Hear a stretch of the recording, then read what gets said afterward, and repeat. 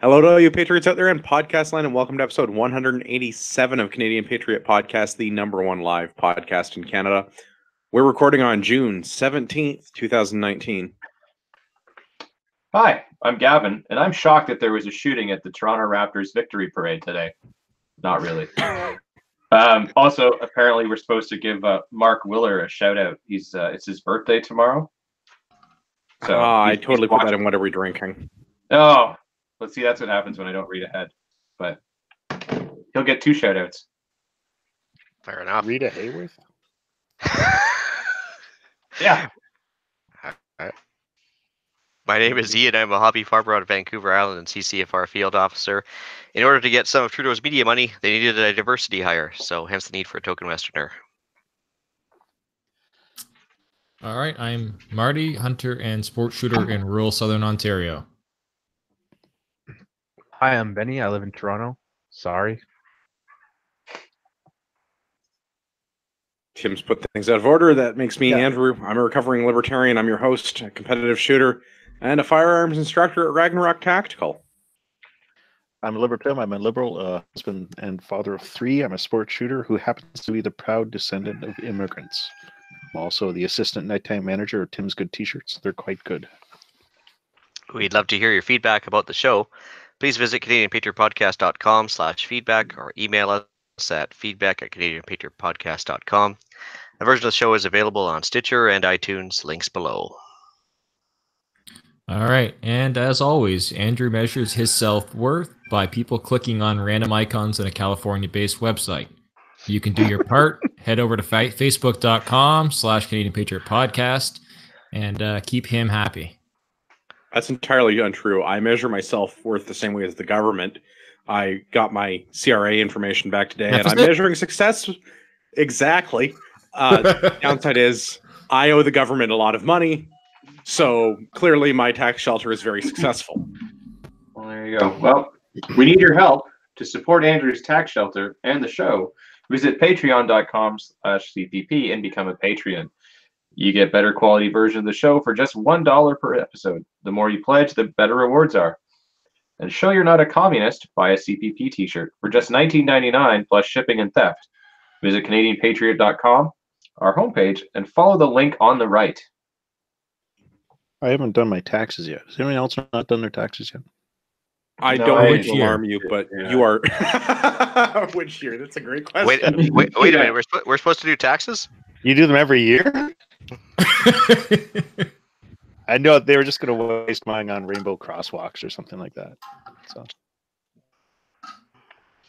I'll start paying taxes when they start. Oh, fuck, I walked all over Ron Swanson. Well, you should tell us about that, and then I'll hit the drop button again.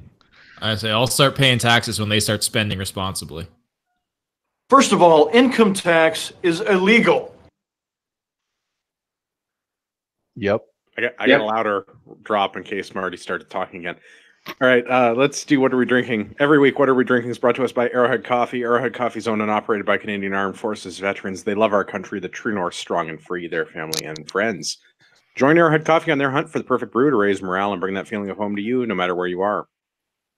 A portion of all profits helps Canadian Armed Forces members, veterans, and their families. Now we get to do What Are We Drinking? We're going to go left to right on my screen, which means we're starting with Gavin. I am drinking a Jack Daniels and Coke Zero again this evening. Good stuff. Ian, what are you drinking? Gin, tonic, and lime tonight. Ah, nice. Super Not hot. wage cucking. No, it's super hot, and it's a good time for a good British drink like that. You know, when you're stuck in a place like India or whatever, it's comes in handy. Yeah, don't need to get malaria. Well, you can British get drunk. Columbia, British India, it's basically the same thing. Kind of thing, yeah. Marty, what are you drinking? I have Spice Box whiskey and Coke Zero. I knew he was a bot. Apparently the Russians I enjoy it a lot. the correct response from the Russian bot is vodka. Yeah. Anyway, Benny, what are you drinking? I'm drinking water, but I might dip into some Keith's. All right. Tim, what are you drinking? I am drinking Crown Royal, and reverse osmosis water. And I'm drinking Crown Royal Maple with an ice cube. And we need to... This is the part where we give Mark his shout out. Tomorrow is Mark's birthday. Happy early birthday to Mark, who is drinking Smokehead Scotch. I'd like to ask Marty his opinion, but I can summarize by saying it tastes like feet. Smoky I don't feet. know, I haven't tried that one. It might be good. Well, I appreciate your optimism, but I can't imagine. I can't recall a time where you've told me that you found a Scotch that you liked. Marty, next time, this isn't. next time No, I this throw isn't Isley. barbecue, You're not let going to me like know. this. My old man has a bottle of this, so next time I have a barbecue, let me know. You can try it. But we All may right, need to now- record. We may need to record it for science. Give I mean, give I the want to tasting drink notes. this. Yeah. Like, based on the bottle and the fact that there are skulls on it, I want to drink this. But it's also an Isley, so I can tell you, Marty, you're not going to like it. You should just let me have it. All right. All right, let's get into the news. We have a lot of news today. We have a lot of, well, I tried to topic-ize it. The very first one, we have a guest spot from our favorite sock enthusiast. You and your family do to cut back on plastics? We have recently switched to drinking water bottles out of water out of when we have water bottles out of a plastic. Away from plastic towards paper, like drink box water bottles, sort of things. There's a number. I would like to point Smooth out that I operator. did not doctor Yeah. that in any way. That is just the way he speaks. Yeah. Can someone tell our prime minister to take a second when he gets a question, formulate a thought, and give us a whole sentence? Like, I understand the concept of pausing in the middle of your speech because you think your audience is too dumb to understand what you're saying, but in reality, you just can't. He can't formulate a whole sentence. So could he take the moment at the beginning of the sentence instead of in the middle, like 6 times? Calls for no. Yeah. So this is the thing that I was just looking into here to see like who even makes boxed water. Have It's you a seen? thing. I know. Have you seen the price of it though? $45 a case. Yeah. That's Yeah, fucking so- ridiculous. What a The reason this dickhole. came, well, What kind of boxes does it come in? Is it like juice boxes, or is it like the wine like boxes? It's like a liter of water per box. Did they do a It's like a gender-based Tetra analysis box. on the price of that? Yeah. So it'd be like the wine ones. Yeah, And does it's it not have a packaging. layer of plastic in that box, or maybe 2? Probably. I Yeah. mean, it does. It's not recyclable. the cheapest not in I'm my seeing here house. is Flow Alkaline Spring Water is like $24 or something for, oh Jesus, 1506 per bottle. Or no, sorry, that's $251 a Are you- bottle. Are They you have it trying to say that unitized. there's a cheaper way of consuming water? Yeah. Because with- Gavin, I think you can stop googling this because I feel no, Oh, I'm just no. like I'm just saying, like even on the cheap end, that's really fucking expensive. And I don't as mean it's to tell Trudeau, everyone guess else. what our tax dollar is paying for? Yeah. His expensive fucking water. I'm not going to tell other people how to live their lives, but I mean, aluminum water bottle is recyclable, costs $12 at Canadian Tire, lasts forever, and government juice comes out of the tap when you turn it on. Just make sure you have a reverse osmosis filter. Oh yeah, I mean, Ragnarok Tactical's probably going to have to start selling Berkey water filters now, but that's beside the point. Yeah. man, Don't get him a Camelback. I just want to see him wear a Camelback everywhere he goes. Yeah. Yeah, if you want to see what municipal government can do to a water supply system, I urge you to Google Walkerton water scandal. Yeah. Also, Oh, I do you don't think know they're that. going to do to the water bottle what they did to the gas can? Regulated into an unusable piece of plastic? I hate Yeah. my gas can. Yeah. You can't get metal gas cans anymore? Well, they don't have a vent. Like they Yeah. don't have a. It's all shitty. Yeah. Like, Depending which size you get, some of them, they have like the vent built into the spout that does absolutely nothing. So it does something. It breaks and locks closed yeah. on Then the you got third use. Yeah. Which is usually about the time where you actually use it for an emergency. But yes, Benny, Princess Auto still sells the metal ones. like this, yeah, the metal military jerry can ones. Just don't actually use them for gas. I don't think you're allowed. I've never been stopped. Yeah. Who's stopping you? The guy that works at the gas station? Well, I'm just saying, legally. Find a That different guy gas doesn't station. have a lot of ambition. No, he really doesn't. But hey, No, I mean, if Trudeau can become PM, anything is possible. it's true. The sky is really the limit for a sock enthusiast in this country. Yeah. So let's the background on why this came up. There was a report that came out recently in the Rebel media. I don't know how much I enjoy Sheila Gunn Reid's reporting, but that's where it was. They'd managed to find out through an access to information request that the Trudeau family has been spending $300 a month on plastic water bottles. The other thing that's come out recently in the news, which is where the press conference was when the shiniest of ponies put his bespoke socked foot in his mouth, the government is committed to reducing the use of single-use plastic containers in Canada and having them completely done away with by 2021.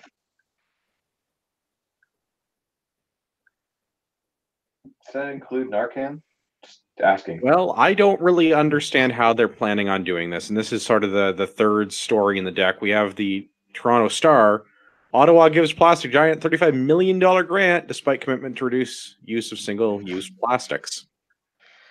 So this is part of our, I guess, our G7 commitments that we want to ban or reduce or prohibit the single-use plastics for 2021 somehow. Just tell the folks at home what a G7 is.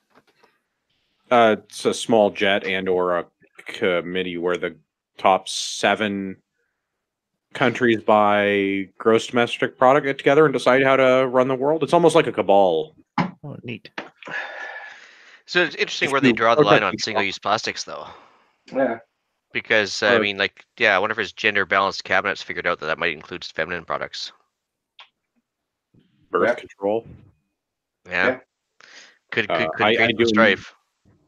I do enjoy that Nova Chemicals got $35 million. This is a US-based company that makes plastic products.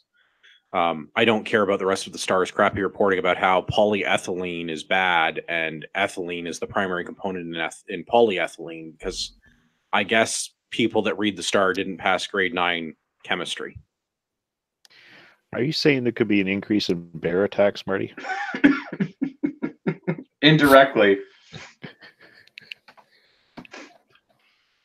Awful.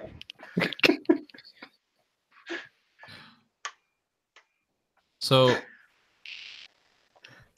which level of hypocrisy do we want to discuss here? I don't know, man. Like, there are so many. You could literally take your pick. Like, we made our money out of plastic now. We're gonna ban feminine hygiene products and birth control. I don't know. I think if I were to do this in meme form, it would have exhibit, and it would say, "Yo, dog, I hear you like hypocrisy, so we put some hypocrisy in your hypocrisy, so you could be a hypocrite while you hypocrite." I think that's the level that we're talking about right now. I'm thinking it's like wizard level hypocrisy at this point, because I mean it's actually genius when you think about it, because he just allowed feminine products to be paid for by the government, but he's going to ban them, so it's actually a money savings thing, but still get good virtue signaling out of it. Yeah. That's pretty good. So we're going to give millions of dollars to foreign companies to invest in technology to better manufacture plastic that goes into the feminine products that the government is now going to pay for, except that they're banned. You can't make this up. Yeah. This is only in Canada, man. Yeah.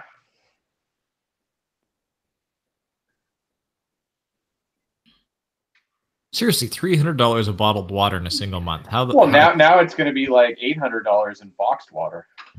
Are they showering in bottled water? Well, I don't know. I don't understand. mean, and I mean, like, you think of how much you can get a 24 pack upgrades- for Costco.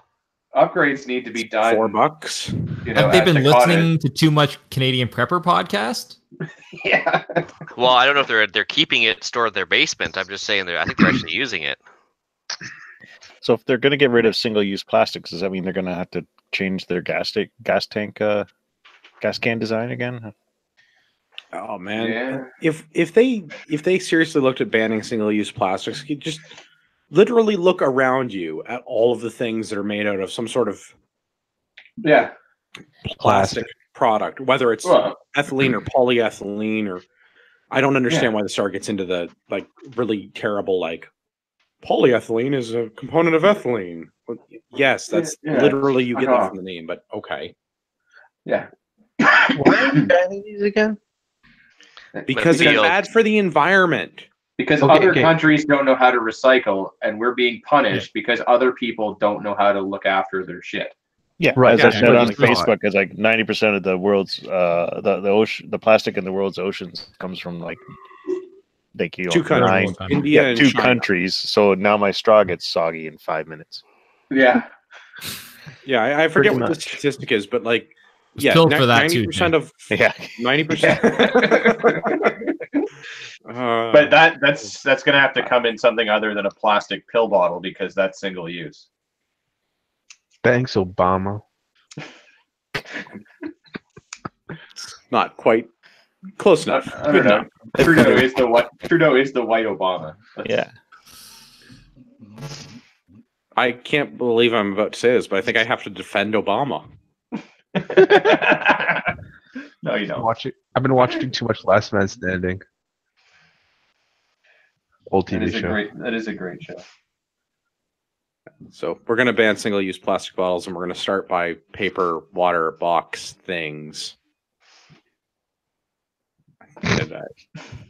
Retard. I will make no apologies for. I still don't know. Like, I mean, then you nailed it. Like, he needs to take a moment and pause, collect himself, and then speak. Oh, he's fine the way he's just fine the way. I just don't know how somebody that's supposed to be, a drama enthusiast. Oh, he's got lots of drama. Speaks so poorly. But like, let's just think about the plan here. So, third world countries that don't have the means to recycle are polluting their ocean. So then we're going to take a product that is easily recyclable in a nation that has a very high rate of recycling and ban it here. Yeah. Yep. I just want to take a moment to point out that recycling is a sham. Didn't they have a documentary about that as well? Yeah, like quite recently it came out, no? Yeah. I don't know about that, but I can practically guarantee that there's no cost savings to recycling. I'm certainly seeing some parallels between this and like the whole gun thing. Because there's a problem. They come up with a bunch of regulations that restrict the people that use the products responsibly. And then the people that use things irresponsibly continue to use things irresponsibly, continuing to create a problem. It's the same thing with carbon emissions. Sounds like you're talking about guns, Gavin. Well, so there's a huge parallel between them, and it's the Liberal plan. They just change some words in it and then apply it to the new thing. They only have one platform on anything, and that's fuck the law-abiding, responsible people. Punish them. Look at us. We're doing something. Yeah. Hooray! Well, let's move on to the next thing. We've got a CBC article from Hamilton. Hamilton School Board cutting 173 courses after provincial changes. Courses in arts and humanities bear the brunt of cuts. I'm okay with this. Makes sense. I'm not doing anything anyway. Can I just say I had 4 courses for 3 years in high school, and then I had maybe it was 6 courses, and then I had an option of taking only 6 courses, but I had an option of 8 classes to choose for some of them. How do you get 173 courses? Yeah, I don't know. But so this is the total number of classes in the school year that the board is removing across all of their high schools. Yeah. So they offered all of these various courses, and due to low enrollment and a lack of funding, they canceled them. In a normal year, I was going to say in a normal year, what the board refers to as a typical year, of all of the classes they are offering, 115 normally have less than 10 students enrolled, and those would normally be canceled. Yeah. So we've gone from 115 classes that are offered annually being canceled to 173. Yeah, Not which is the part that I find huge hilarious. So when you look at this, they go 173 courses planned have been done because of class sizes, budget cuts, and declining enrollment. But 115 of those 173 are because of declining enrollment, which to me sounds like that should be the first thing that you say. Well, and it's like it should be like when you read the ingredients, right? Like the biggest part is the one that's at the first spot. CBC. But that doesn't make for good journalism. CBC. Yeah. CBC. Yes, I know. And but they are living up to their moniker as the conservative bashing corporation because this is clearly Doug's fault. Doug Ford is literally Hitler, and people are not going to graduate high school as a result of him being the premier. So it says that the school board has already announced it will lay off 99 teachers due to cuts to provincial funding. It says nothing about how many administrators and bureaucrats are being laid off. Because there aren't any. And there won't be any teachers that are being cut as a result of provincial funding. I'm not saying that there aren't going to be cuts to teachers, but it's not because of the result of provincial funding, because the provincial funding for teachers in Ontario has not actually been changed. It almost seems like this is just layoffs due to mismanagement of funds. You had to research that, though. Didn't you, Andrew? You probably had to research that to learn that, though, right? Yeah. It's not in this article, is it? Yeah, there you go. That was Marty that brought that up. I mean, if you look at this, the biggest things cut are arts, Canada, and world studies. I don't know why they lump those things together. And humanities/family studies would be the bulk of those courses that are cut.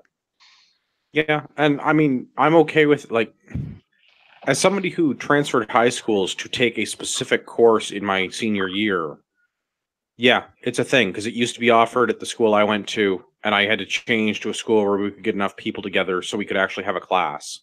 This is how schools work. There's only so many teachers, there's only so many dollars.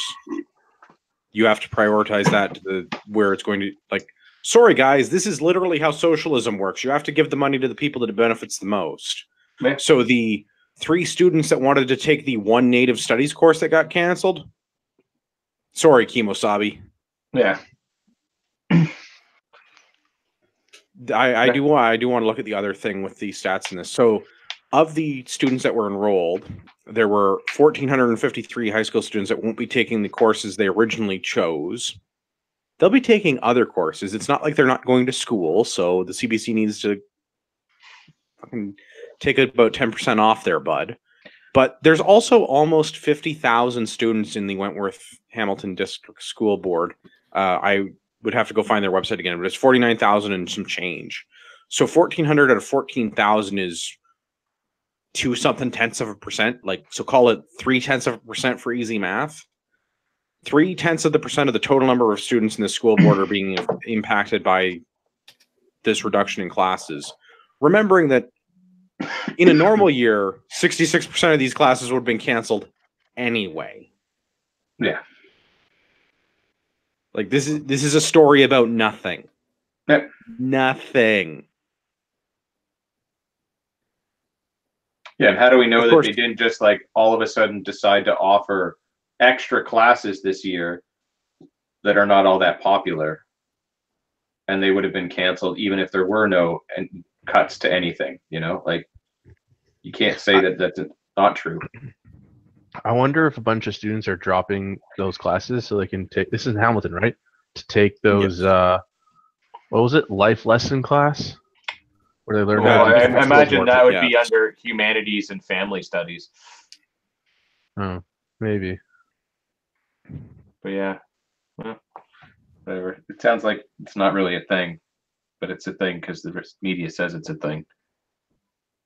Yeah, I don't understand how Hamilton is laying off 99 teachers because of cuts for provincial funding, because the province is not cutting funding for teachers. So maybe Hamilton School Board is just bad at managing their funds.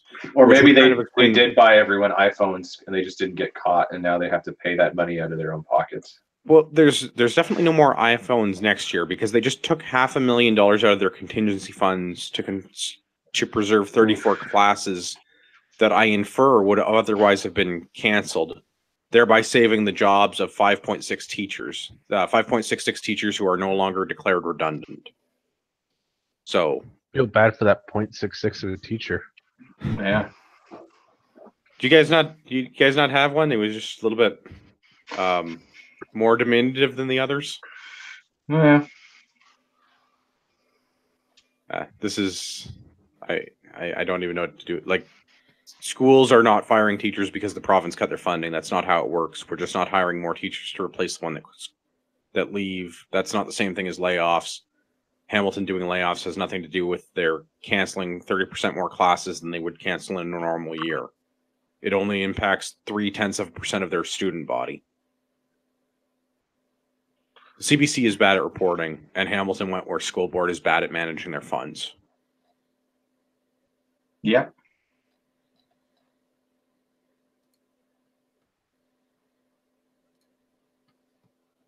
I also, like, there was one other line, going back to what I was saying earlier. One of the school, I think this is the school board.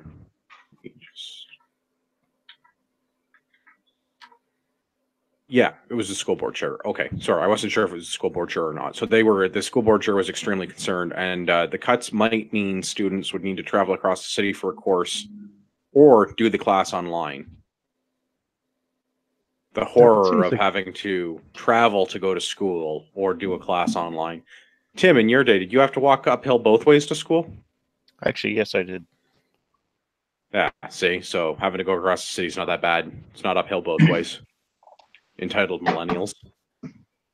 Hey, I went uphill both ways to school. Yes, I was in a bus, but still. All right.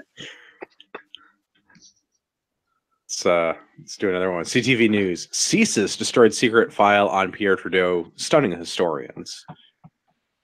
So this is going back a ways. Our spy agency. I hate to interrupt, but you can. No, you don't hate to interrupt. Go ahead. Yeah, I know. Anytime. The waiting on you. I know, like, you can get there. I know, but like, you have to admit, historians are easily stunned. Of all the people out there, historians are stunned so easily. Well, you think it's one way, and then something new comes out, and it's like you've been wrong your whole life. Yeah. I can't do anything where that's ever happened. So, do you think what was in the file was photos of Trudeau or Pierre Trudeau riding around on the back of the motorcycle in that SS helmet, or? No, those were already public. Oh, okay. I just wanted to make sure. This probably has to do with the Cuban connection. If you know what I mean. Speaking of which, I mean, I just noticed by looking at that picture on the front of the article just how much he resembles Justin, or not. Yeah, which is to say, very. Wait. Do you mean that Trudeau resembles Castro, or that? I might be hinting at that or alleging that. Yeah. Yeah. Because he certainly does. He certainly does. I don't know. Yeah. But interesting enough, yeah, because I'm sure with his trip to the Soviet Russia back in the day, I'm sure there's probably some embarrassing stuff they didn't want to get public. So it's probably very convenient of them to destroy the files they had on him from the Cold War era. This is the background on this. The RCMP security service, which was dissolved in the early 80s following multiple scandals. CSIS was created to replace this, and CSIS inherited all of these files. So the RCMP security service has created a dossier on all kinds of people during the Cold War. Beatniks, peaceniks, assorted other sorts of nicks. Communists. Damn dirty hippies. Yeah. Basically damn dirty hippies. Politicians. They've had and have sent to the public archives or the National Archive. I don't think that's the right word. National Archive. Is it the National Archive? So Canada's spy service destroyed a Cold War dossier on Pierre Trudeau in 1989 instead of turning it over to the National Archives. The Canadian press Okay, has learned. it is the National Archives. So other records that the RCMP Security Service had that they've turned over to the National Archives include dossiers on one-time Quebec Premier René Levesque and also NDP leaders David Lewis and Tommy Douglas. So these particular leftists are all of a brand of communism that they get behind. And this is all public record and part of the National Archive now. But the Trudeau records have been destroyed for reasons that are entirely unclear. Interesting that this happens at a time when his son is in charge of the country. Oh, it came out. It came out his son. It was destroyed in '89, but it only came out now. Yes, it's just come out recently. Well, there you go. It would help if I actually read show notes, wouldn't it? Oh no, this is in the show notes. The first line of the article. Yeah, but that's what I mean. And it's like CSIS declined to elaborate on the rationale for purging the file. It's like probably because everybody that's working there wasn't working there in 1989 and have no idea what the rationale was in 1989. Or the answer would be shady shit, which isn't exactly what they want to say. Well, they're covering up shady shit. What are the odds that they purged the file but left a document saying, yeah, we purged the file because of it, all this incriminating evidence against him? Yeah. Well, I mean, there's no incompetence like government incompetence. Fact. Okay. But we told them to destroy the long gun registry. They couldn't even do that right. Like, you'd think they'd leave something behind of this. They were obviously more efficient back then than they were in more recent years. Well, they didn't have computer backups of everything. Yeah, I was going to say, less electronic databases. It was easier to drop all the tables when the table was actually just a manila folder. Why don't you tell the folks at home what a manila folder is? It's something about the Philippines? Yes. Yes. That's what it is. Yeah, it costs $40. Yeah, it's what we sent to Duarte to tell him that we were sending him a bunch of garbage. Yeah. But he lost it, because apparently they're easy to lose. It's true. So I'm surprised this is coming to light now. I'm not particularly surprised the government destroyed something that's likely incriminating evidence against the Trudeau family. When was he prime minister? He's prime minister twice. 64 to 69 and 73 to something. I can find out. That's so weird that happened. Because it happened like January 30th, 1989 is a really odd date. So they were holding the files for 20 years after, or no, they would not have been able to publish the files until 20 years after the individual's death. Trudeau the senior died in 84. And he was the prime minister from 68 to... I will find it eventually. Just look up a graph of our GDP growth. Yeah. Where it tanks. Yeah. It was like the end of the 60s and then again in the end of the 70s. Yeah, it's really there's somebody in the middle. Look up the inflation rates and you'll see where he was prime minister. Yeah, it's just strange that he managed to do that with such a gap in the middle. Because normally, like when you lose an election, they tell you to GTFO. Yeah, Trudeau was 68 to 79 and then 80 to 84. Okay, I just Googled Canadian prime ministers. It goes Justin Trudeau, 2015 to blank. And then it goes Paul Martin. What's the blank mean? They don't cover Harper. Like, he's not on this list. Sure, he is. He's a non-person. He got. Oh no. Yeah, they put him at the end, so you have to click the button to scroll back to see when he was prime minister. Yeah, because he got PNG'd. We talked they deleted all that. Trudeau government ordered Google to delete a bunch of his links to websites about Harper. Yeah, so more proof that the Trudeaus have some influence to get shit deleted.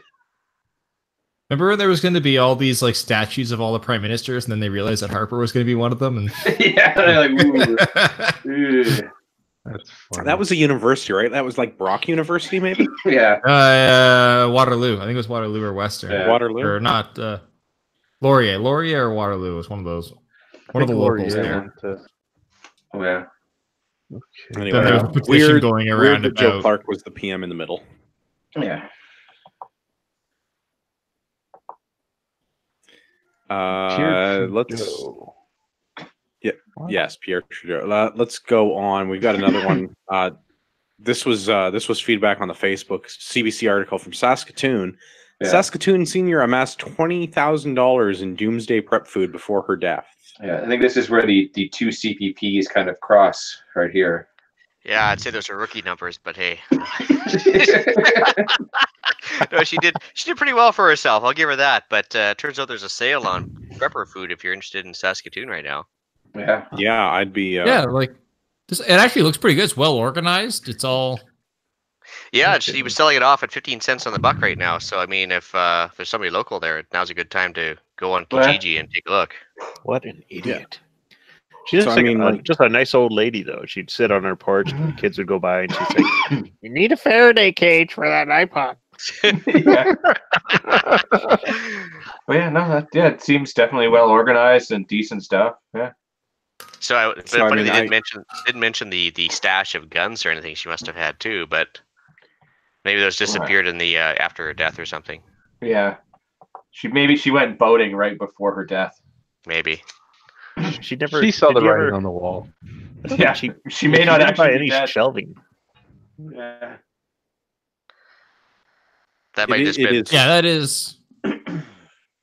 That is odd. Normally, it's an unusual system of organization, but it seems to work for her. Well, I think that may just been what the executor organized too for sale, right? Yeah, I just think walk it's through for sale.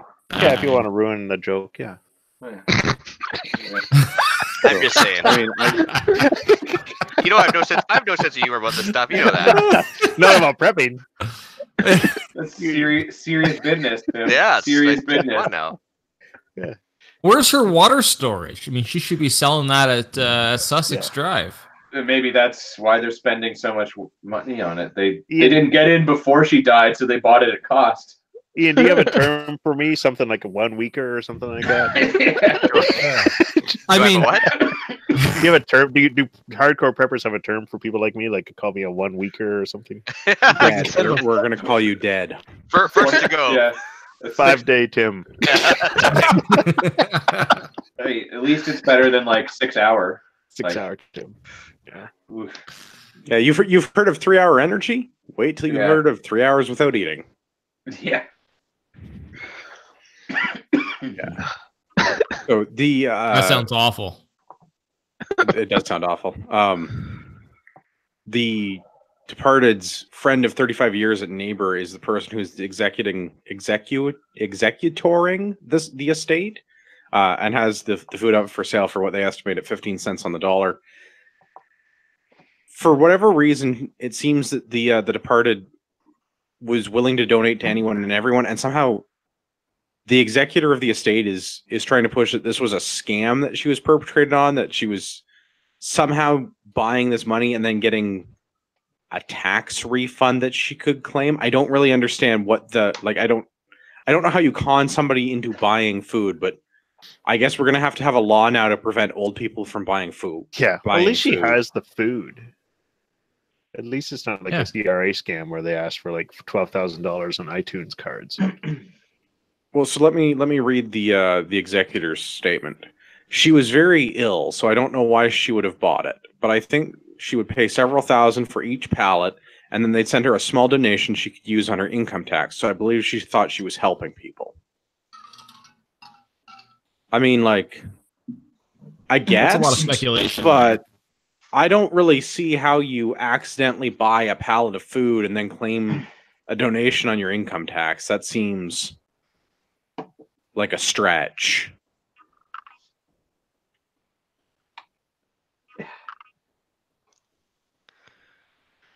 Well, this would be the same people that get told to, hand over their PIN over the phone and credit card number and stuff, and they do. So, yeah. If that's the case here, I mean, look, you don't know. Yeah. I don't see this being a scam in that, I mean, she actually got something for it.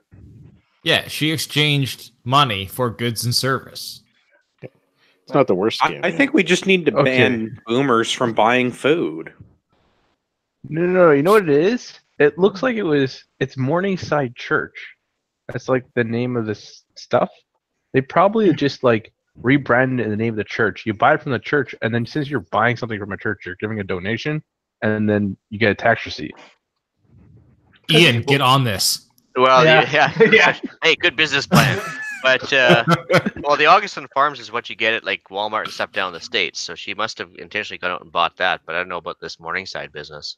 Well, it's just like the egg, it says Morningside Church on it. So yeah, that's the first thing that came to mind. Well, there's Ian, Morningside tax deductible preps, bud. Come on. Yeah, tax deductible preps. That's right. Yeah. Yeah, but who the fuck is Jim? It's just Morningside's Old Mill in Sweet and Jim Stalba. Jim Select. Oh, he's good. It's Pastor Jim. Yeah. Yeah. He always chooses slightly that I can't find this one. Does it come with free copies of Watchtower, or is that a different church? That's a different church. Look at the. Jesus, you can buy 144 dried eggs for $100, and they have a shelf life of 10 years. Can you just put them in like vinegar and keep them for almost forever, anyways? Yeah, you can pickle them. You can dehydrate them. Buy a chicken. Yeah, there are pickled eggs in the pyramids you can still eat. Okay. But I'm pretty sure like right, most dive bars still have pickled eggs that you can eat on a dare. But what the hell is Sweet and Salba? What is Why that? would you eat that on a dare? I have pickled Sweet eggs and in my fridge. Salba What's wrong comes with with pickled 4 eggs? pouches. Comes with 4 pouches of each vanilla salba pudding, chocolate salba pudding, and cinnamon salba pudding. What is that? I still don't know what the fuck salba is. That whole big thing, that woman's holding, it's the size of her torso. Unless she's holding, is she holding it out to the camera? No. That's slowly onto it. Okay, because it's just like it's like a pound. Yeah. No, it's like a 2-quart bucket.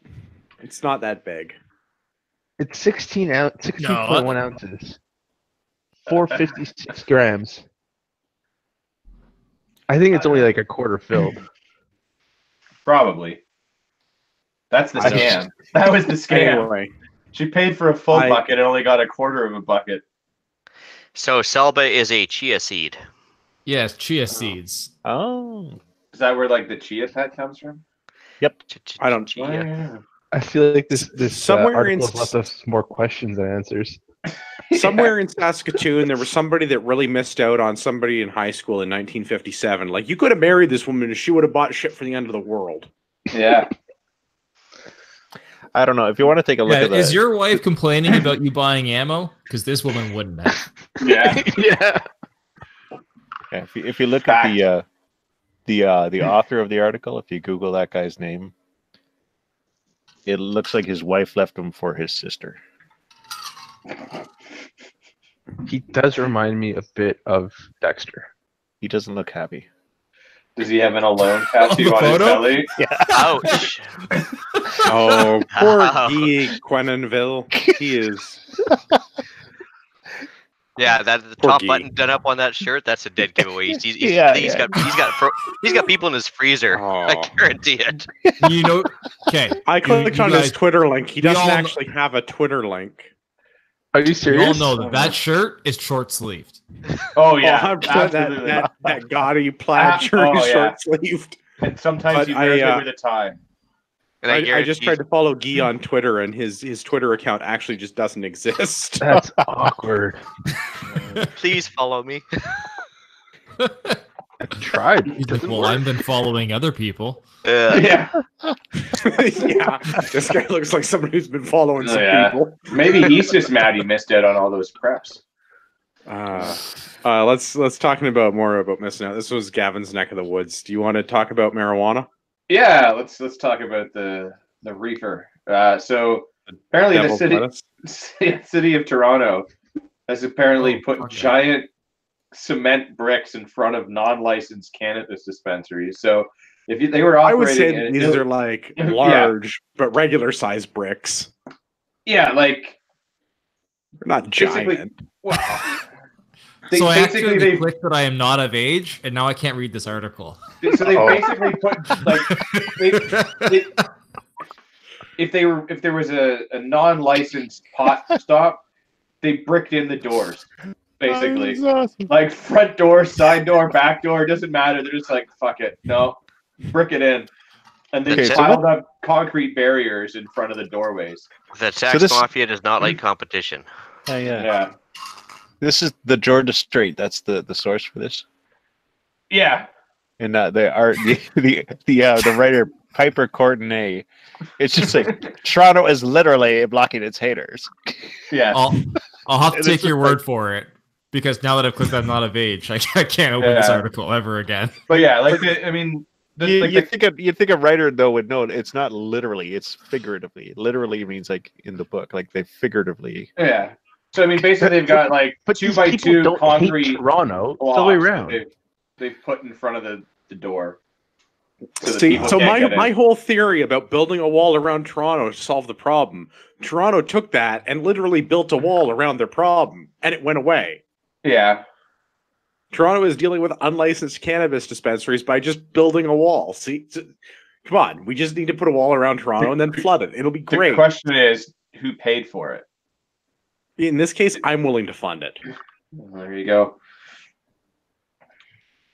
I do enjoy the scary American style the scary American style fear mongering in a show of power that can only be described as classically Trumpian. The city of Toronto has decided to build a wall between it and several unlicensed cannabis dispensaries. Well, I Fuck mean, you right off with that shit, Piper. You'll be happy to know Piper Courtenay does have a Twitter account, and she is the cannabis On a scale editor. of 1 to 10, how blue is her hair? She's the it's not blue, but she's the cannabis editor. Sure? It's not blue. She's the cannabis editor at the Georgia Strait. Oh, no wonder she's so salty. Oh, if she wasn't a terrible human being, she wouldn't be unattractive. It's too bad she had to go and be a terrible human being. She's honed her skill sets during several competitive internships, including CBC London, England, Elle Canada, and Churros Entertainment. So, do you think the last name is made up? 100%. Like, do you think it was actually like Courtney, but like she changed it because she didn't like that and wanted to be different? I love the last paragraph. Approximately a dozen cannabis stores still operate without a license in Toronto, some of which have attempted to register their buildings as private residences to avoid enforcement action. Comma. I don't think that's how that works. To no avail. I would say that was to some level of avail, because if they're still operating, the city has not built a wall in front of their door. Yeah, but like, if you run an illegal business and you just go, wait a minute, this is now a residence. Wait, that doesn't stop the cops from coming in. Wait, I've been living here. Yeah. Checkmate. Yeah. I can speak from experience. You definitely need to talk to your accountant about living in, like, claiming your residence and your place of business in the same place. There are tax consequences, guys. Well, that's what I mean. Now the tax man's going to get them. That's what got Al Capone, you know. He's the tax man. Yeah. Those darn revenuers. Yeah. Beatles wrote a song about it. Yeah. Yeah. So this is pretty good. So we have what, 25 licenses to private stores in Toronto? Yeah, something like that. You have to ask Piper. Good. I don't know. I'd rather not. That's her job. Yeah. I do enjoy that the city of Toronto has decided that due to competition with other types of marijuana dispensaries that they're just going to use parking barricades to block their buildings. Yeah. I wish Toronto did this with more people I disagreed with. I don't know. Maybe this will like mobilize like the pot army and followers of Miss Courtenay to rebel against the government and overthrow them with us. Because then they're probably just going to get the munchies and go home. Well, not if they can't get into the pot store. Because it's been bricked in. Who buys their pot at the pot store where you can just go to your dealer you've been going to the past 5 years? Oh, I thought we were going to buy it from the Ontario Cannabis website. You know, a store that runs on Shopify, but I can't sell guns there.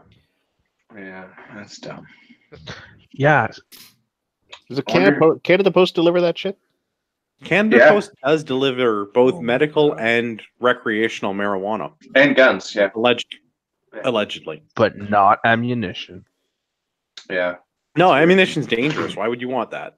So you have a Brownells order that was released by Customs on the 2nd of June, and I think Canada Post has just been taking turns and sitting it up each other's anus for the last 15 days. But they'll assure me I can get it in 3 to 7 more days. Well, that's good. I can drive to the border in 3 fucking hours. Yeah. Yeah. No, I'm waiting on a transfer too, so see how fast that goes. A lot of them out of business, Andrew. That's gonna take a while. Let's pivot. The rest of the show is going to be gun time. We're going to talk about guns. Yay! Shocking, I know. From Thunder Bay, total shock. Woman finds loaded gun under vehicle on Thunder Bay's south side. Was she a historian?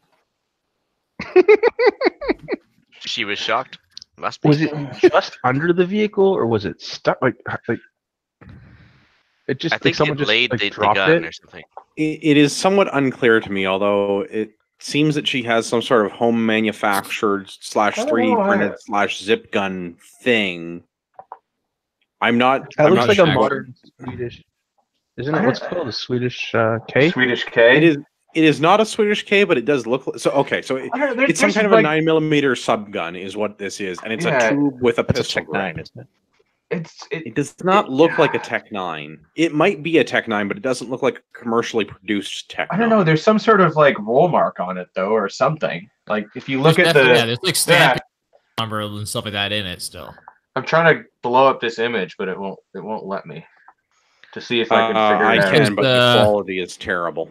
Oh, made in Canada. Can you blow up and enhance that? No, I can't. Gavin. Andrew. I think it is a Tech 9. I like it has a rail on the bottom. It looks like a Tech 9. It's very, it's definitely Tech 9 like. But funny, maybe it's somewhere in between. I'm willing to say it's Tech 9. In the article, it says something that it's something that looks like a Tech 9. I forget what they called it. You know what that could be? That could be like Airsoft Tech 9 on the bottom and then some sort of homemade upper receiver. Yeah, that's entirely possible.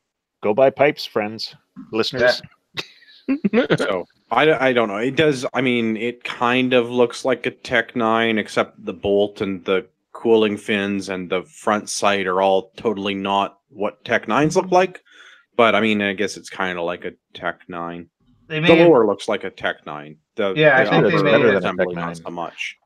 Yeah, I think they've maybe having taken the hooded sight is a nice and... touch. You don't want to be doing a drive-by and knock your sights against the big B pillar in a car and get them all out of whack. So having the hood around the front sight is definitely a nice feature. No, I think I found it here. It looks like a. Oh yeah, no, this looks like it's a toy that's been converted, because the one I'm seeing is definitely very similar. So I'm gonna Google to see if she's any related at all to Gertzman.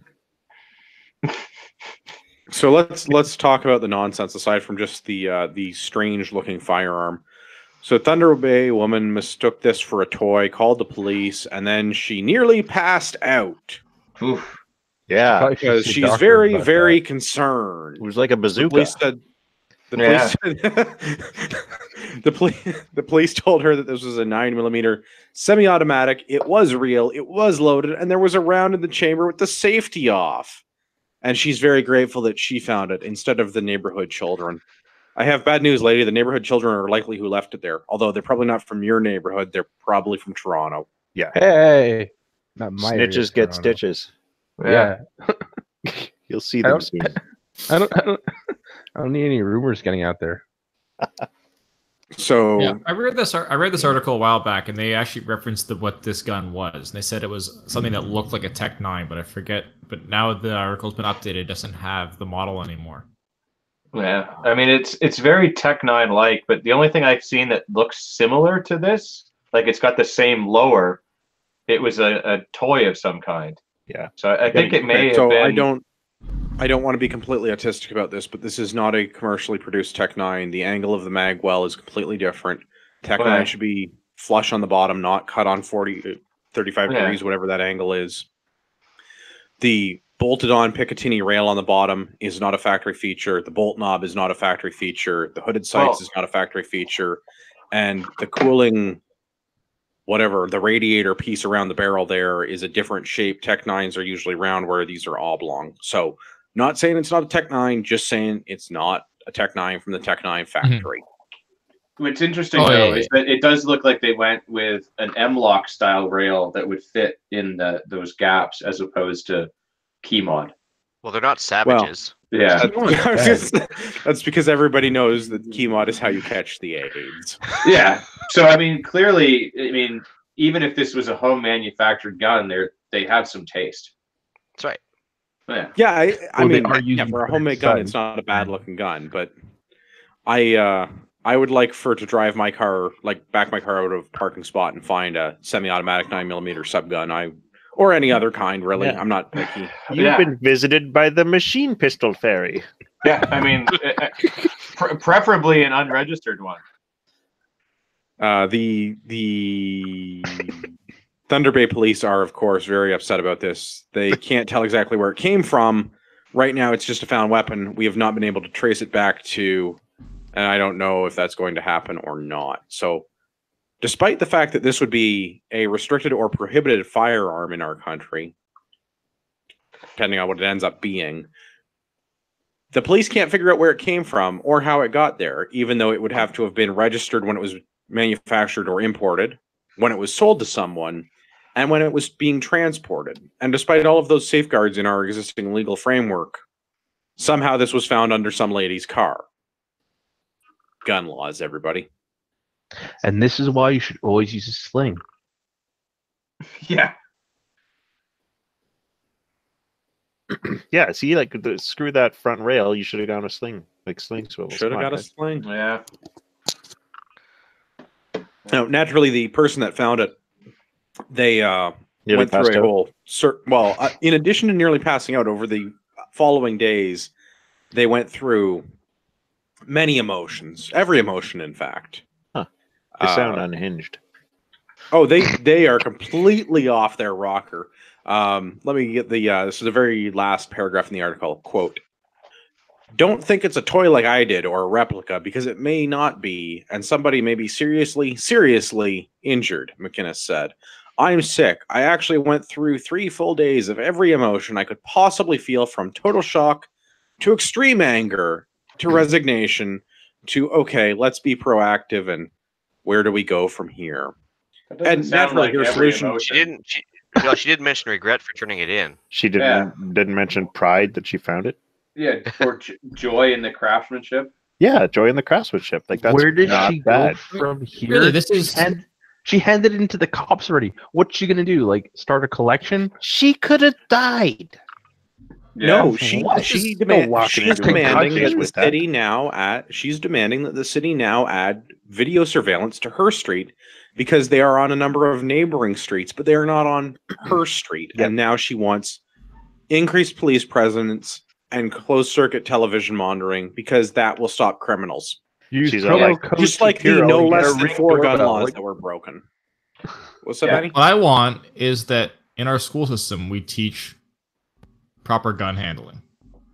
People should be taught how to recognize, how to prove a gun is clear and safe. It's exactly what a Russian bot would say.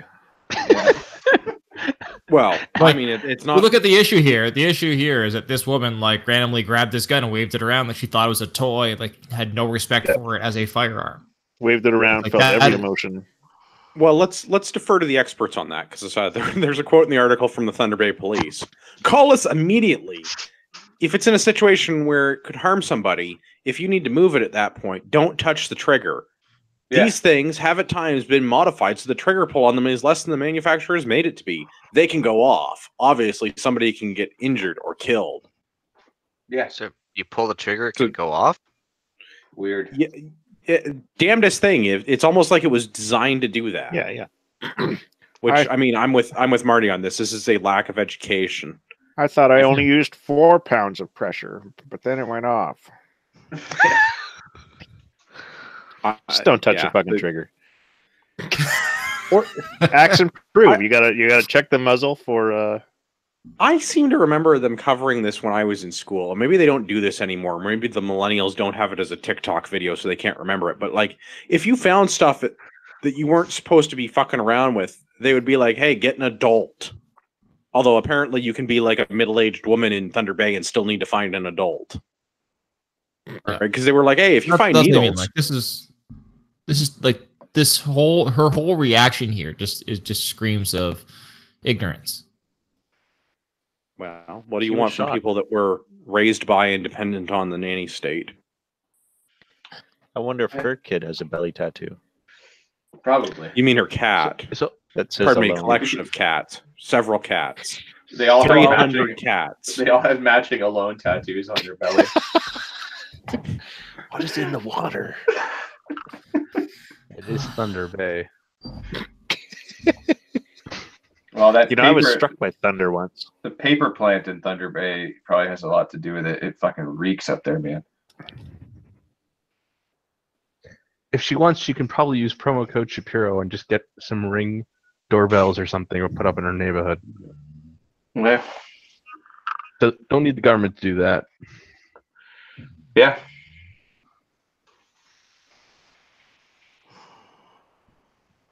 All right, let's do another one. This is the Toronto Sun. Armed heroin dealer scores break due to appalling jail conditions. So they were being held in Toronto South. Mid-level heroin trafficker who also illegally possessed a Glock handgun was given time-served sentence because of the appalling jail conditions he endured. I'm not sure I understand, but is jail not supposed to be fun? Is that... Since when could you Yelp jail? Yeah. Yeah. And get a refund. Yeah. What's the mandatory minimum for like something like having a prohibited item like a silencer, Butler Creek mag, whatever have you? A Tech 9. Yeah. Yeah, compared to 2.5 years, because it seems to be a mandatory minimum for most of these paperwork crimes under the Firearms Act seem to be longer than this. Yeah, it's usually at least 5, I think. Yeah, mandatory minimums, I mean, more than 2.5 years for sure. And he had a unlicensed, unregistered handgun that he wasn't legally allowed to own. So you think that would fall into the mandatory minimum at the very least. Nah, just plead that down, man. He's a criminal. They got him on heroin. We don't even need we don't even have that conversation. Yeah. What do you guys suppose was the appalling conditions that let this guy out of jail? Actually, that pizza wasn't available on Fridays. Probably Or maybe watch Jerry Springer. Or maybe his prison didn't have like a supervised heroin injection site. So all of those would make more sense than what the appalling conditions were. Is it that he wasn't in the country legally and had no status as a permanent resident, visitor, or citizen? Is it that none of his food was gym select? Pick me, Marty.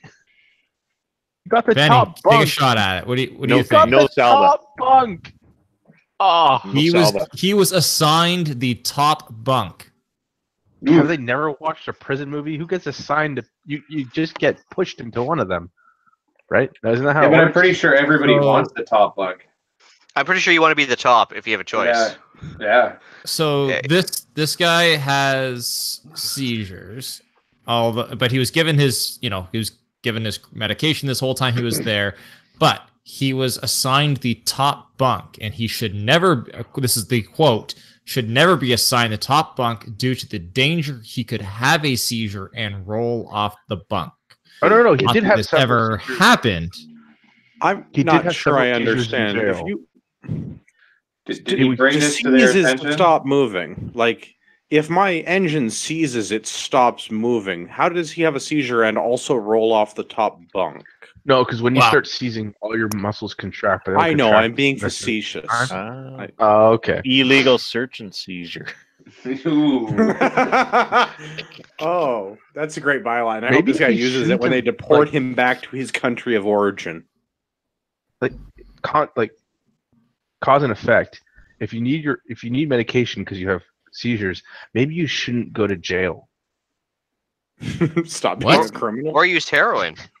Generally. Like, hello, you have health defects. Maybe don't put yourself in a situation where, I don't know, there could be a problem with you getting your medications. Like, we all know how bad the government is at stuff like that, okay? So, like, what the heck? He could probably still get a good job, like, making martinis.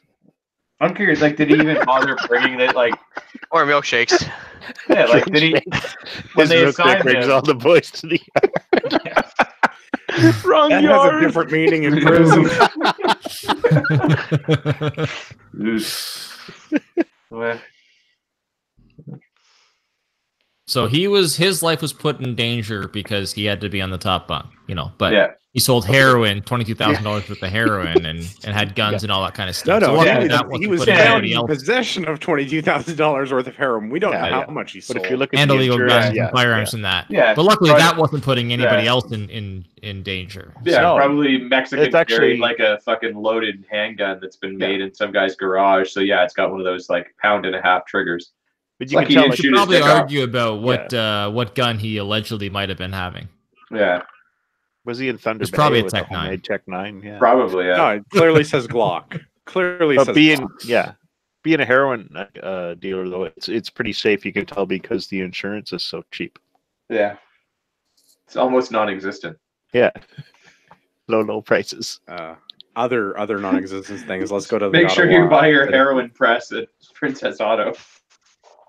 No, that was a Coke press. You can press whatever you want with it.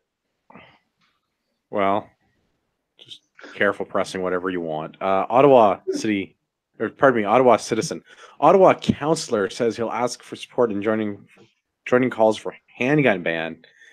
So those people that are keeping score at home, Montreal and Toronto have already asked the federal government for a handgun ban. So Ralston King is the Ottawa City Councillor in question in this article, and he says so that this is your counselor. Don't vote for him the next time he's up. yeah, sorry, Rideau Rockcliffe Award, your councillor sucks. So he wants the federal government to ban the sale of handguns and handgun ammunition because he clearly has no idea how the law works. And you know, Or how Rockcliffe, ammunition works. Or Well, handguns work. Rockcliffe is where Sussex Ave is, so I don't think you're going to have any takers on voting him out next time. Well, a boy can dream. Yeah. Wait, could we just like think of the implication of a city council making this a vote or whatever? Would that not mean that every city council that did not vote for this doesn't want it? In I theory. contend that there should be city councils that declare sanctuary cities for gun owners. Yeah. I'm just curious though, like if I use a 9mm round in my JR, does that make it handgun ammunition or rifle ammunition? No, If I have a that's what Thompson makes this councillor Center an idiot. pistol in 223, does that make it a pistol caliber? This guy's on drugs. Yeah. Like, And yes, that does make it pistol caliber as far as I'm concerned. Because you're shooting it from a pistol. Let's Right. like, what do you all expect? reference the U.S. law to figure out whether this is a thing that we should do in Canada or not. What do No, you guys we should expect? never. That's based. Yeah. Well, Yeah, that's that what kind they of wanted to do for the Let assault Marty get weapons. his robot in edgewise. I was saying, like, what do you guys expect? Like, it's basically Quebec there, and we all know how fucked that country is. Great fishing in Quebec, though. Great fishing. Fuck Quebec. But if you want to go to Ralston King's Twitter, you can see him in a rally to take back the neighborhood in the middle of the day. Oh, I thought you were going to say a rap video. No, he also Same thing, can't tie a really. tie with shit. Well, I I'm mean, he curious did how buy a plans shirt to- that didn't fit or know how to iron it. So curious why how would he you plans pick that to- for your profile video, bud? Yeah, I know. I mean, I have some theories about that, but How's he going to Oh take my- back the neighborhood with no guns, though? 95, 95 likes. That's pretty good. one retweet. Yeah. King of the social media, that guy is.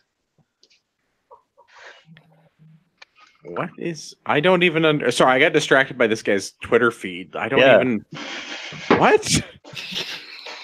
It's pretty eclectic. To be polite. It's impressive.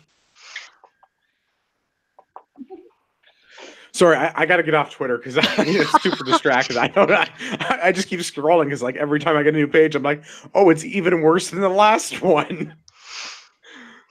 Which I mean, I guess that you could argue he's getting better as time goes on. Sure, yeah. Could argue that, yeah. Yeah. So I mean, his argument: this is important to public safety. If we're not being proactive, things will get worse. He says his proposal is not a weak symbolic motion because of gun violence impacting Ottawa.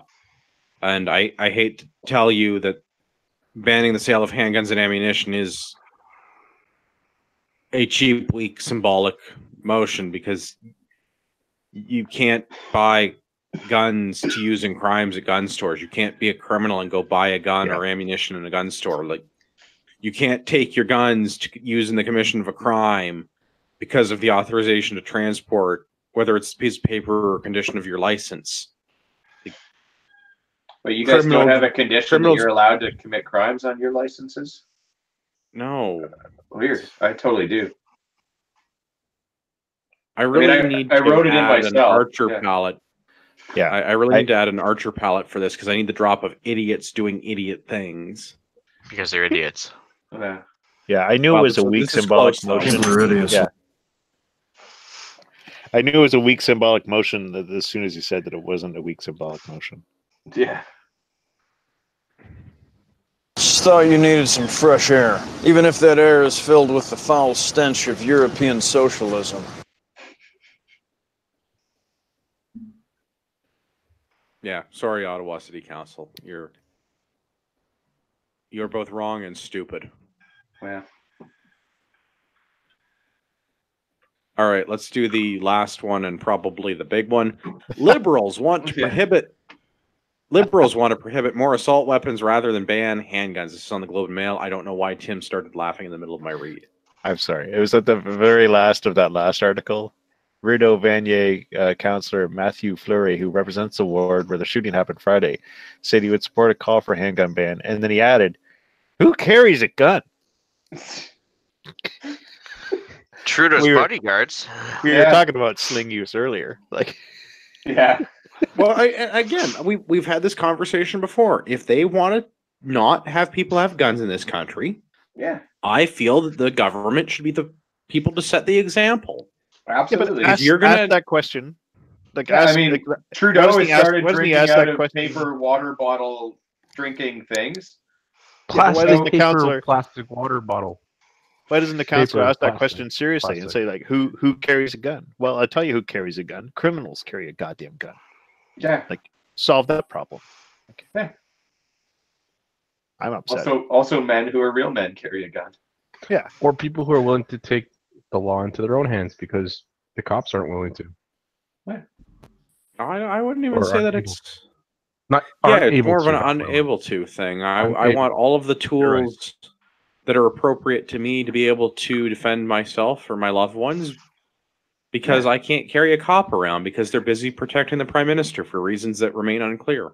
They'd also or be taking really heavy for leaving your car open. Yeah, you'd get really bad back pain carrying a cop around. Yes. Yeah. What if I carry a cop around that already has back pain? Ooh. That'd be like back pain in your back pain. That's another exhibit meme waiting to happen. Yo, dog, I hear you like back pain. Yeah, it's not all right. Let's do the upcoming gun prohibition. So this is from the security czar, Bill Blair. I guess he's actually the Minister of Border Security and Organized Crime Reduction. Nice of them to specify what it was for. I made a lovely meme for this. I feel like they should have shown something else in there, like crime reduction and meringue quality. Well, the longer the title, the less importance the job has, right? Yeah. I mean, traditionally, that's the assumption. They always have to throw in something that has nothing to do with everything else. So, like, border security and crime reduction, that makes sense. So, meringue quality, it just flows better. I know what you're saying, but it should do something with having to reduce the prison terms for pedophiles. Or don't carbon worry, footprint reduction. Yeah. No, we have one that's dedicated to that. Yeah, but like it's so important that everyone should be working on it. That's a good point. You're making a valid argument. People Can I that aren't just making point a out- valid argument. Carbon Go ahead, footprint would be a shitty stripper name. Yeah. Or would it? No, you're right. It would. Yeah. That's a really bad stripper name. What was last week's stripper name? It was like misbehaving. That would be my Behavior. Yeah. Then there was Amber Alert. Yeah. I contend that Amber Alert is a quality stripper name. Yeah. Bill Blair, terrible stripper name, worst politician. Great gun salesman though. Great gun salesman. Really good gun salesman. Let me get the quote through here. We'll try this. I believe that we would. Nope, I cannot. Whiskey. I believe that would be potentially. Am I drunk? I believe that would be potentially. Oh, I see. He's talking about something that's a past participle. Sorry, I'm putting the emphasis on the wrong word in the sentence. I believe that would be potentially a very expensive proposition, but just as importantly, it would not, in my opinion, be perhaps the most effective measure in restricting the access that criminals would have to such weapons, because we'd still have a problem with them being smuggled across the border. This is the minister talking about a potential handgun ban. And they're not going to ban handguns because criminals may still obtain them illegally from other countries. So he's listened to people's actual facts and logic. Well, but he's also telling people he can't do his own job because he's the Minister of Border Security. Yeah. Except that somehow this doesn't apply to AR-15s and other things. Well, and that was why I wanted to contrast is that he says that they can't keep guns out of the hands of criminals because criminals will smuggle them into the country illegally. So let's look at banning assault rifles and other types of firearms, because this is another Bill Blair quote. There are some weapons that are currently available in our society that represent an unacceptable risk. They have been used tragically in a number of instances in which a large number of people have been killed because these weapons were designed to be efficient in the taking of lives. So how many AR-15s have been used in a crime in Canada? Precisely one, and it was stolen. Huh. Yeah. So it wasn't used in a crime, it was the object of the crime. The way the statistics work, it was involved in the crime. It's like if you hold up a convenience store with your Tech 9, it's still gun crime, even if you didn't shoot nobody with your GAT. I think it goes one step further, where if you were to hold up a store with a baseball bat, but the store owner had a shotgun behind the counter, that was a gun involved in the commission of a crime. That also counts. But to Ian's point, the only AR-15 that has been involved in a crime in this country is an AR-15 that was stolen. Yeah. This doesn't include AR-15s that have been misplaced by the police. So Those how are have they no- been? So those exactly are how they've been full used crimes. tragically in a number of incidents? Out of curiosity, just Not in this country. Well, Yeah. we're looking at other countries. So wait a minute. If something happens in another country, how does that affect our local laws? Well, because Pauly Souvient has identified 8 assault style rifles that have been approved for sale in the Canadian market in the last 2 years. But we already covered this, okay, with the plastic. I'm just saying though, like if we're gonna start doing like what other governments do, can we maybe take another page out of the Dutch and just like eat some of our politicians? Like, I mean, I'm not always in agreement with the Dutch, but yes. You know, even I'm Russia. not into cannibalism. What was You guys Soviet can take- Russia? I mean, Soviet Russia itself turned into modern day Russia, and hey, they allow concealed carry now. So maybe we should just take a page from another foreign country's actions and allow concealed carry here. Because I mean, it's happening in another country, or the UK allows suppressors or moderators, as they call them. yeah, or like the Swiss give every male a Swiss arms. Yeah, so I think we should just follow the example of lots of other countries picking and choosing as we go. I've done military service. I can own a firearm. Oh, well, if we're using that as the criteria, I should have a belt-fed, fully automatic machine gun. I didn't say I get military arms. I just said I can now carry. Whatever. We'll go with your thing. Andrew. No, but I mean, we're gonna just pick and no, choose. I'm putting an M2 on my pickup truck. That's what I got out of this. I get a 50 cal mounted on my truck. Only Sounds one? good. If it's Tacoma, I mean, chances are that it's been used recently too. I mean, usually No. sponsored. You know all those Can we guys who talk walk about how into the stores Hilux holding. is not available in Canada? I would really like a Hilux. Yeah, A make it, white one with Ralph's Plumbing on the side. yeah, make one. Yeah. Just make your own technical. That's right. Yeah. I think You know all those guys- law-abiding firearms owners should get a M2 on Mother's Day. Yeah. A Modus. It only makes Nah, sense. dudes. Yeah. You know those guys who cycle everywhere when they go into a shop, they take their wheel with them. So just imagine Andrew walking in with his M2 over his shoulder because you don't want to leave that on the car in case it gets stolen. He's being responsible. Exactly. Who carries a Well, gun? I mean, you can put a trigger lock on it. I mean, I could fire the MAG from the hip like Audie Murphy. Yeah. How else would you win all those medals, right? I really hope somebody in the comments leaves what song that is from. There's some quality music you're missing out on if you don't get the reference. So let's back young. into the. No, well, I mean, yes, but no. Also, I miss Zimbabwe. Yes, but I mean, another great song about carrying guns and firing from the hip is "Big Iron on His Hip" by Marty Robbins. Classic country song for everyone out there. Because there are only two acceptable kinds of music: country and western. Exactly. Anyway, trying to wrangle this back onto the before I go off on another tangent. Why don't you tell the folks at home what a tangent is? I mean, I could. You can take it from another angle. Okay, so in geometry, a tangent is a line to a plane curve at a given point that is a straight line that just touches the curve at that point. Also, all gun laws are an infringement. It's like a small orange.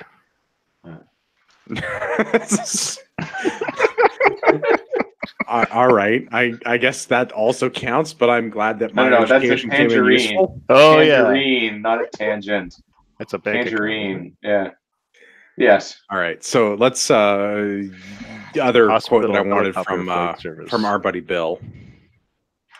In fairness to those individuals who have already lawfully acquired these weapons, if we are going to prohibit them and remove them from society, we would want to consider the best way to compensate them for the forfeiture of these weapons.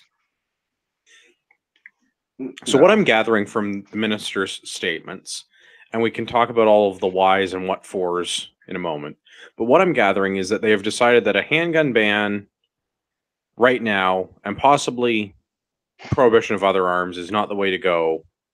But they're going to look at confiscating or banning, prohibiting assault rifles. So there's going to be some sort of a... It's not just that they're going to put them on the prohibited list, but they're going to take them out of circulation, which is a change from how they've done prohibitions in the past, where we grandfather in the owners of these weapons, because these are just far too dangerous to have them because the government can't secure the border and criminals keep smuggling in guns. So I guess we have to ban. Yeah, because the Minister of Border Security and Crime Reduction can't reduce crime or secure the border. You can't have your AR-15, for example, but the guy with his, M2 full auto in his basement, he has a 12, was it 12.9, 12.6, whatever. That's okay. That makes so much sense. Yeah. Well, I mean, it's a gun law in Canada. It literally is not supposed to make sense because gun laws in Canada don't. That's the rule. Yeah. But so they're not just going to prohibit the sale of them. There's a potential that they could grandfather them, which they've done in the past, or that the Liberals may propose some sort of a buyback, which is what Blair had alluded to in this. Of course, the costs of this measure have not been sorted out. I'm not an expert, but say $1,500 for your average AR, 80,000 ARs in the country that we know about.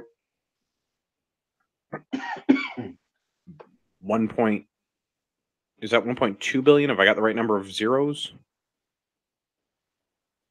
I mean, if you look at what they spent on the gun registry, $120 million. That's chump change. Not exactly that's nothing. The problem. But that's to the government. That's chump change. That's like pipeline money. Yeah, like it cost them $1 billion to do the gun registry, and then they ended up just scrapping it. So it's obvious they don't care about money. It's not their money anyways. They're just giving us back some of our tax dollars. There's always more tax No, money, they're right? they're leveraging my great grandchildren's future because they don't have this money, and neither do I. But that's they don't care. They don't care what it costs. The virtue signaling of this is what they care about, and that to them is the virtue signaling in this is the part that kills me, because we don't have assault rifles. That's not a definition under the Firearms Act. We have no. There isn't an assault rifle. So calling things military style assault rifles or semi-automatic style assault style rifles or whatever language they're like, none of this means anything. There's no codified law for any of this. And Polysuvient's all still upset that the Ruger Mini 14 has not been banned because it looks too much like a hunting stock because it has a wood, a hunting rifle because it has a wood stock. So this is they don't have an issue with it. You mean? No, they do.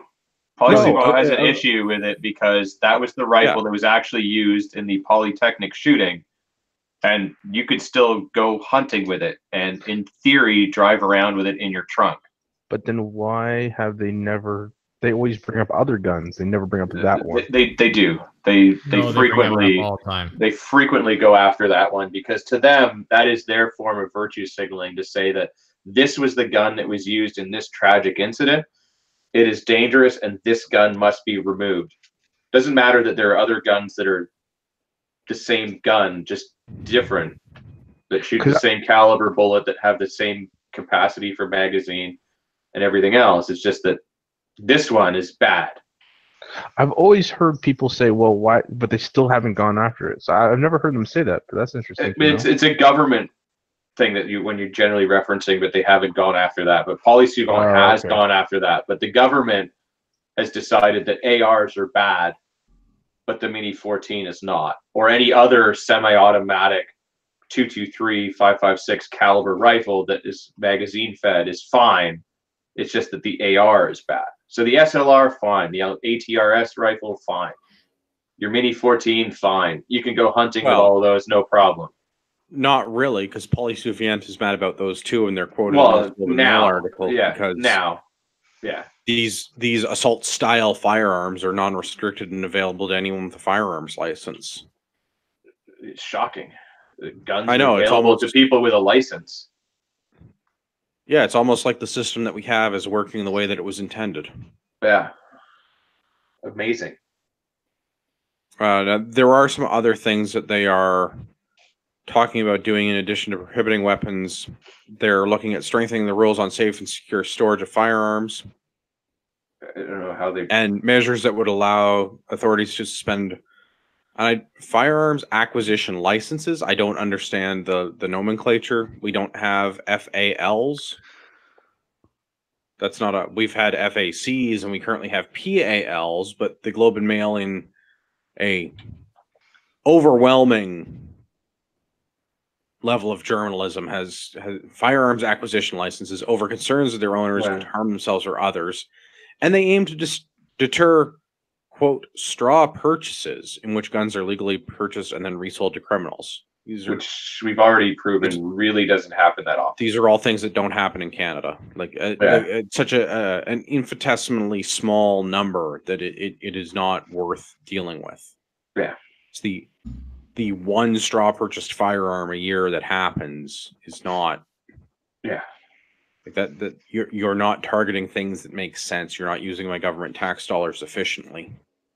Yeah, target all the people that are just straight up illegally target all the heroin dealers that get caught. No, but that's what I mean. Like drugs. If you want to target anything, it's you go after the biggest thing first. That's making the biggest difference. So once they finally find a way to stop criminals from trading guns and bringing them in, the drugs out of prisons, then maybe they can go after straw purchases. But until they figure out how to stop criminals from buying and selling guns illegally, don't even worry about straw purchase, because that's nothing. Can I just point out that Polysuivant would also be another shitty stripper name? Yeah. You could say there are some holes in that theory. Yeah. Yeah. There are some weirdos out there. You never know. Fair. Yeah. All right. So the other thing going towards the end of the article with this, is that they want to look at giving the municipalities and provinces greater powers to regulate the use and sale of firearms. So Toronto, Ottawa, Vancouver, Montreal would all be happy to see this. But Didn't work. the other thing that, well, it doesn't work. They already did in Toronto. doesn't work. There's one gun store in Toronto, and yeah, we've seen such a drop in gun crime. It's amazing. Well, the other thing Blair does is talking out of the other side of his face while he was saying about these bans. Talking about the ban, it is not in any way my intention nor my recommendation that we would do anything to restrict the activities of hunters and farmers or sport shooters who follow the rules, who are obeying the law, and don't represent a risk to themselves to public safety. I think we're missing a word, but again, that might be the whiskey. If we're not doing anything to hunters, farmers, and sport shooters, why do we want to prohibit the guns that hunters, farmers, and sport shooters currently use and enjoy? This is like some sort of weird liberal doublespeak. Because they don't understand firearms at all.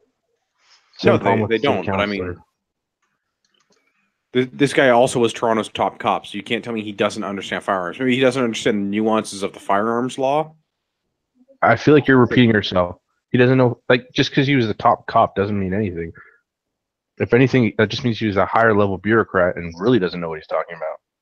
I mean, you make a valid point. I guess I'm basing this on the assumption that at some point he actually had to do real law enforcement to get into that role, but you're right. I'm making a pretty big assumption.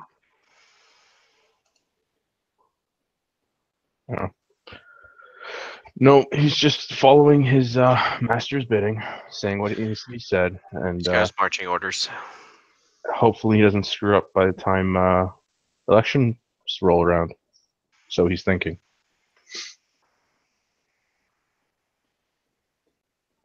But yeah. Well, I mean, you know, when Soros asks you to jump, you ask how high, I guess. Sorry, I was just thinking of him not asking to jump but bend over. Well, that too. I mean, he asks whatever, and they all do whatever. That's how that works.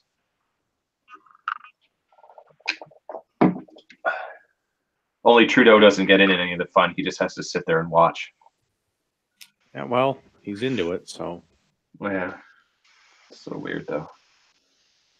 So, takes on this? We think we're going to get a Liberal Party that's running on a platform of banning firearms, prohibiting the sale of certain semi-automatic military-style assault rifles. I think if they get the election, yeah. I mean, the only thing I'm curious though that if they win and this is the route they go and they want to give people compensation, like, are they going to give them actual compensation or are they going to just go, here's your $250? Here's your $250. They're not going to do proper compensation. Because I mean, I just built a pretty Gucci AR allegedly, and I'm if they're giving me $250, I mean, that's time to throw some tea in the harbor, is what I'm saying. Oh man, I've been saying we should go to Montgomery's Tavern for a while now. What are we on? 187 episodes? I'm good with that too, but like that's nowhere even close to the compensation that it's even remotely worth.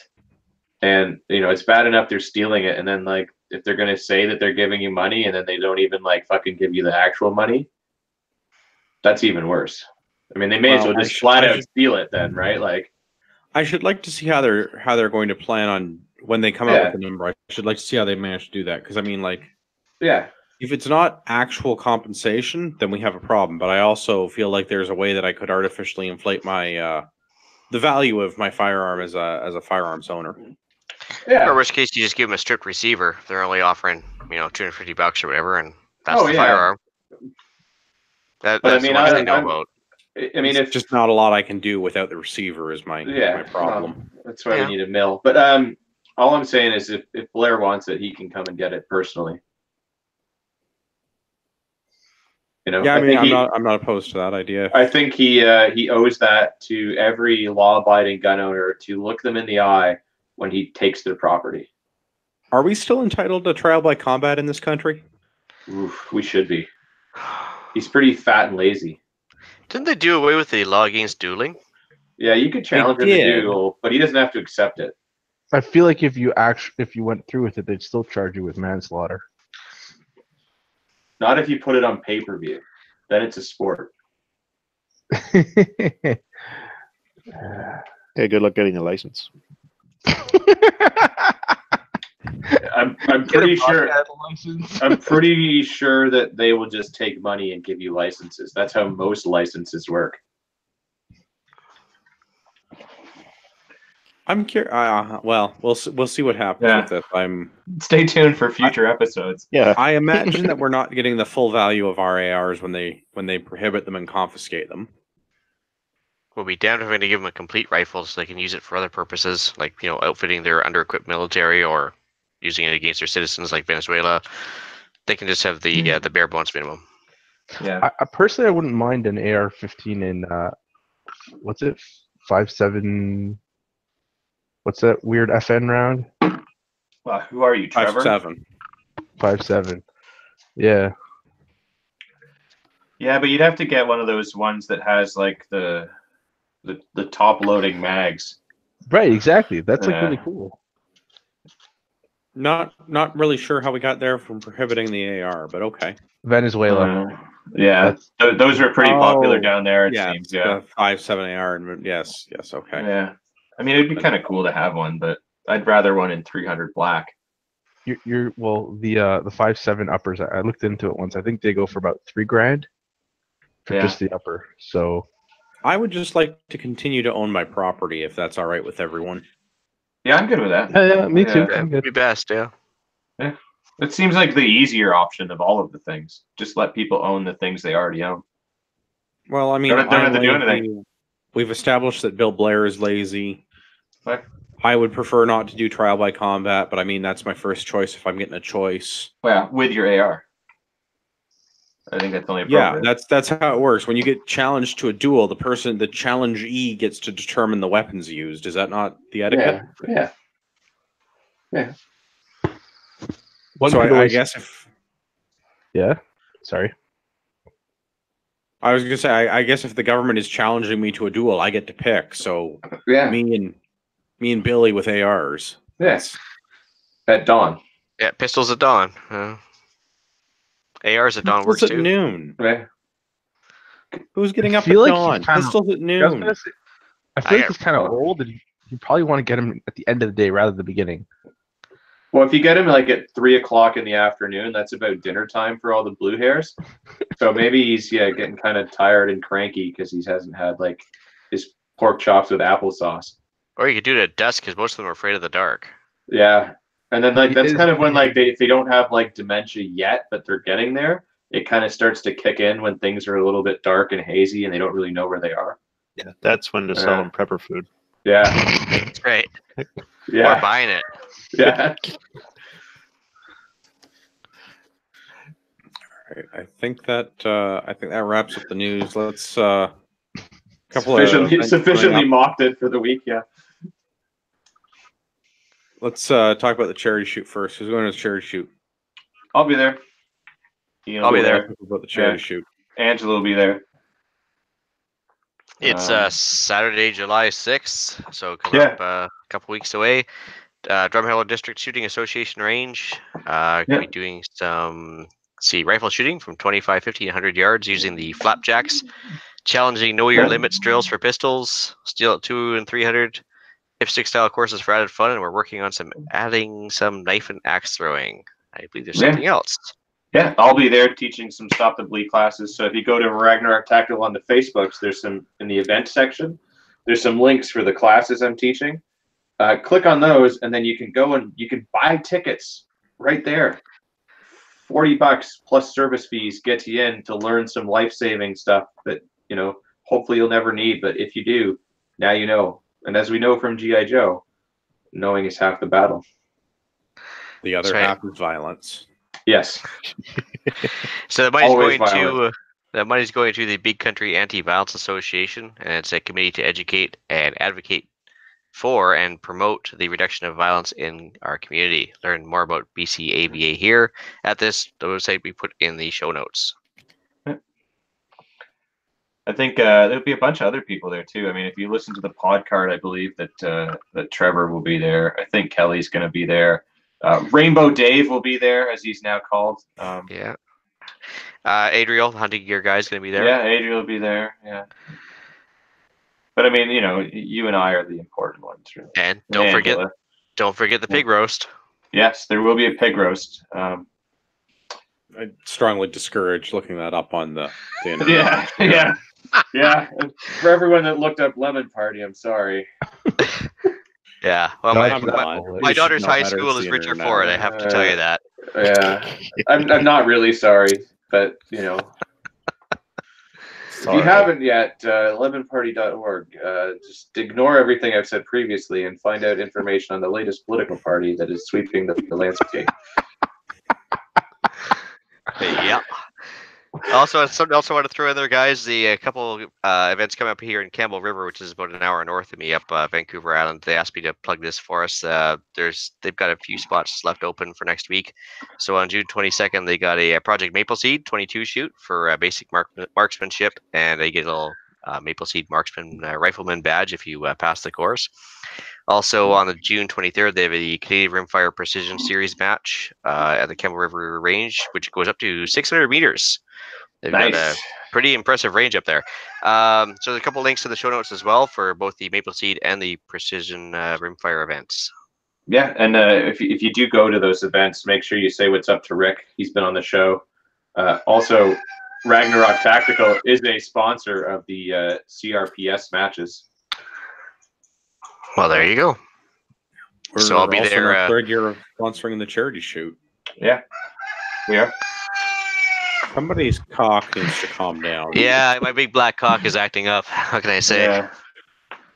Have you tried beating it? I'll try stroking it, see what happens here. But yeah, if that doesn't work, try choking it. I have no experience in this, so you're gonna have to take everyone else's word for it. Well, that's an awkward segue. I got nothing. Let's do rapid fire feedback. Yeah. We've got an email from Jordan. Jordan sent us Justin Trudeau's keyboard. It's a series of U's and M's. It's quite funny. I'll put it in the show notes. Hey There's guys, also an I'll-Sue key. And I'm a feminist. Yeah. And she experienced it differently, but mostly U's and M's. Hey guys, I thought I'd drop you this. And a question mark. I thought we're just going through all of them, I thought. For fuck's sakes. Gotta be hey thorough. Guys. My God. Hey guys, thought I'd drop this keyboard off for you so you can keep things up to date. Just found a website. You can see how your local MP voted for bills being put forward. I'm unhappy to say my gun-owning MP from rural Ontario, which happens to be Liberal, voted yes to C-71 along with the rest of the Liberal Party. What a shame that they all stick together. Keep up the awesome podcast. Till next time, Jordan. Oh, I'm sure you should write your MP and ask them if they voted yes on C-71, how they plan to continue to be a legal, law-abiding gun owner, because that would change all of that. Also tell them they suck balls. Send them a picture of Ian's rooster. Yeah. Thought I'd give you guys a picture of my big black cock just for a second here. He's very pretty. That is, Hard rock? Yeah. Well, it's a bit of a mix. We won't hold it against him. He's a bit of a mulatto. That's all right. It's all Mandarin to me. That's right. And he's huge, as you can see. That is a magnificent cock, Ian. Nothing better than put your hands on a big black cock now and then. You should be very proud. Large. Yeah, very, very proud of your. For our audio-only listeners, you should really try and check the podcast out Monday nights 9 Eastern till whenever we get drunk and pass out. But Ian happens to be holding up a large black cock.